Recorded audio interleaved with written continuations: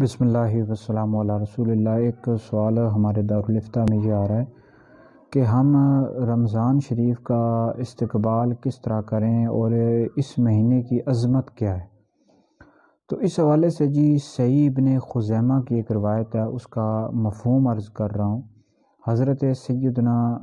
سلیمان فارسی رضی اللہ تعالی عنہ فرماتے کہ نبی پاک علیہ السلام نے شعبان کے آخری دن بیان فرمایا، خطبہ دیا، اور اس مہینے کی جو عظمت ہے وہ نبی پاک علیہ السلام نے اپنے صحابہ سے بیان کی کہ اور ارشاد فرمایا کہ لوگوں، تمہارے پاس ایک ایسا مہینہ آنے والا ہے جو عظمت والا ہے، برکت والا مہینہ ہے، اور اس میں ایک ایسی رات ہے جو 1000 مہینوں سے زیادہ بہتر ہے، اور اس مہینے کے روزے اللہ رب العزت نے فرض کیے ہیں۔ اس میں اس کی رات کو یعنی قیام کرنا یہ سنت ہے، اور اس میں جو بندہ نیکی کرے گا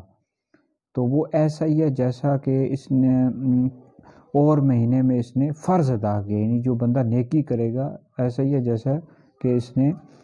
کسی اور مہینے میں فرض ادا کیا، اور جس نے فرض ادا کیا تو ایسا ہے جیسا کہ اور دنوں میں 70 فرض ادا کیا۔ اور فرمایا یہ صبر کا مہینہ ہے، صبر کا ثواب جنت ہے۔ یہ جو مہینہ ہے رمضان شریف کا بھلائی کا مہینہ ہے،